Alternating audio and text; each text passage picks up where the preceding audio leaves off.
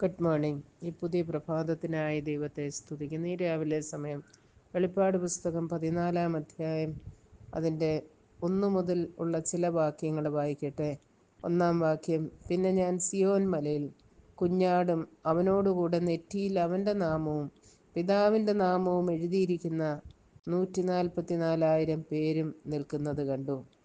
4 മുതലുള്ള വാക്യങ്ങൾ: അവർ കന്യകമാരാകയാൽ സ്ത്രീകളോടുകൂടെ മാലിന്യപ്പെടാത്തവർ. അവർ കുഞ്ഞാട് പോകുന്നിടത്തൊക്കെയും അവർ അവനെ അനുഗമിക്കുന്നു. അവരെ ദൈവത്തിനും കുഞ്ഞാടിനും ആദ്യഫലമായി മനുഷ്യരുടെ ഇടയിൽ നിന്ന് വീണ്ടെടുത്തിരിക്കുന്നു. ഭോഷ്ക് അവരുടെ വായിലില്ല, അവർ കളങ്കമില്ലാത്തവർ തന്നെ. അതോടൊപ്പം അതിൻ്റെ 3-ാം വാക്യം: അവർ സിംഹാസനത്തിനും 4 ജീവികൾക്കും മൂപ്പന്മാർക്കും മുൻപാകെ ഒരു പുതിയ പാട്ട് പാടി. ഭൂമിയിൽ നിന്ന് വിലയ്ക്ക് വാങ്ങിയിരുന്ന 144,000 പേർക്കല്ലാതെ ആർക്കും ആ പാട്ട് പഠിക്കുവാൻ കഴിഞ്ഞില്ല. സ്വർഗത്തിലെ വലിയൊരാരാധന. 144,000 പേരടങ്ങുന്ന ഒരു വലിയ ഗായക സംഘം സ്വർഗസിംഹാസനത്തിന് മുൻപാകെ നിന്നുകൊണ്ട് വീണകൾ മീട്ടി ദൈവത്തെ പാടി സ്തുതിക്കുന്നു. എന്തോ ഒരു അത്ഭുതകരമായും ആനന്ദപ്രദവുമായ ഒരു കാഴ്ച.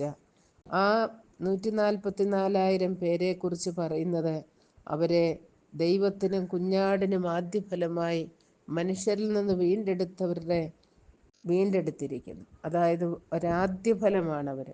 ആദ്യഫലം എപ്പോഴും സൂചിപ്പിക്കുന്നത് ഒരു വലിയ കൊയ്ത്ത് പിന്നാലെ ഉണ്ട് എന്നുള്ള വസ്തുതയാണ്. ആദ്യഫലമാണ് അവരെ ദൈവത്തിനായി സമർപ്പിച്ചിരിക്കുന്നു. മാത്രമല്ല, അവർ സ്ത്രീകളോടുകൂടെ മാലിന്യപ്പെടാത്തവർ. അവരുടെ ഭോഷ്ക് അവരുടെ വായിൽ ഉണ്ടായിരുന്നില്ല, അവർ കളങ്കമില്ലാത്തവർ തന്നെ. കുഞ്ഞാടിനെ അനുഗമിക്കുന്നവർ.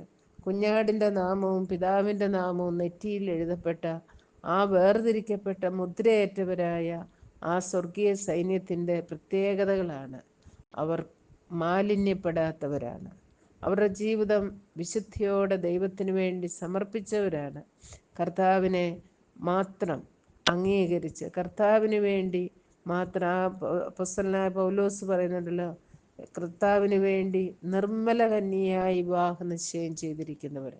കർത്താവിന് വേണ്ടി ആ നിർമ്മലതയോടെ തങ്ങളുടെ ജീവിതത്തെ കാത്തു സൂക്ഷിക്കുന്നവർ. മാത്രമല്ല, അവരുടെ വായിൽ ഭോഷ്കുണ്ടായിരുന്നില്ല. ഈ ലോകത്തിൽ കഴിഞ്ഞ അധ്യായങ്ങൾ നമ്മൾ കണ്ടു, മൃഗവും കള്ളപ്രവാചകനും ഭോഷ്ക് പറഞ്ഞ് മനുഷ്യനെ തെറ്റിച്ചുകൊണ്ടിരിക്കുന്ന ആ കാലഘട്ടത്തിൽ ഭോഷ്ക് പറയാത്തവരായി സത്യത്തിന് സാക്ഷി നിൽക്കേണ്ടതിന് വന്ന ആ കർത്താവിൻ്റെ സത്യം ഉൾക്കൊണ്ടവരായി ജീവിക്കുന്നു. അവർ കളങ്കമില്ലാത്തവരാണ്. ഒരു കളങ്കവും കുറ്റവുമില്ലാത്തവരായി. എഫേസ്യ ലേഖനം 5-ാം അധ്യായത്തിൽ പറയുന്നത്, അവൻ സഭയെ തേജസ്സോടെ മുൻനിർത്തും, കറയും ചുളുക്കവും മാലിന്യമില്ലാത്തവരായി തൻ്റെ മുൻപിൽ തേജസ്സോടെ മുൻനിർത്തേണ്ടതിന് കർത്താവ് സഭയ്ക്കായി ഏൽപ്പിച്ചു കൊടുത്തു. കർത്താവിൻ്റെ ക്രൂശ് മരണത്തിലൂടെ പാപക്കറകൾ മുഴുവൻ നീങ്ങി വിശുദ്ധരായി തീർന്ന ദൈവജനം കർത്താവിനെ ആരാധിക്കും. അവരുടെ നെറ്റിമേൽ അവൻ്റെ നാമം എഴുതിയിട്ടുണ്ട്. അവരുടെ വലം കൈമേൽ കർത്താവിൻ്റെ മുദ്രയുണ്ട്. ദൈവത്തിനായി വേർതിരിക്കപ്പെട്ട് കർത്താവിനാൽ സംരക്ഷിക്കപ്പെട്ട് സൂക്ഷിക്കപ്പെട്ടു ഇരിക്കുന്നവർ. അവർ കർത്താവിനെ പാടി അവർ ജീവിതത്തിൽ നിർമ്മലത കാത്തു സൂക്ഷിച്ചവർ, കളങ്കമില്ലാത്തവരായി വേർപെട്ടവരായിട്ട് കർത്താവിനെ ആരാധിക്കുന്ന ഒരു വലിയ ജനസമൂഹം.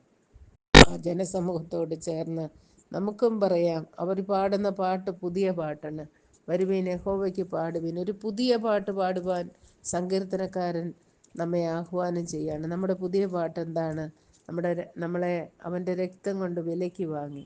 കർത്താവിൻ്റെ രക്തം നമ്മുടെ പാപക്കറ മുഴുവൻ മാറ്റി തീർത്തു, നമ്മെ വിശുദ്ധരും നിഷ്കളങ്കരുമായി തീർത്തു. ആ പുതിയ പാട്ട് സ്വർഗീയ സൈന്യത്തോട് ചേർന്ന് കർത്താവിനെ ആരാധിക്കുവാൻ, നീ യോഗ്യനായ കർത്താവ് ഞങ്ങളെ വിലയ്ക്ക് വാങ്ങിയതുകൊണ്ട് ഞങ്ങൾ അങ്ങയെ സ്തുതിക്കുന്നു എന്ന് പറയുന്ന ആ വലിയ ഘോഷം, വൈണികന്മാർ വീണ മീട്ടുന്നത് പോലെ ആരാധിച്ച ആ സംഘത്തോട് ചേർന്ന് ഇന്ന് പകലിൽ നമുക്കും കർത്താവിനെ ആരാധിക്കാം.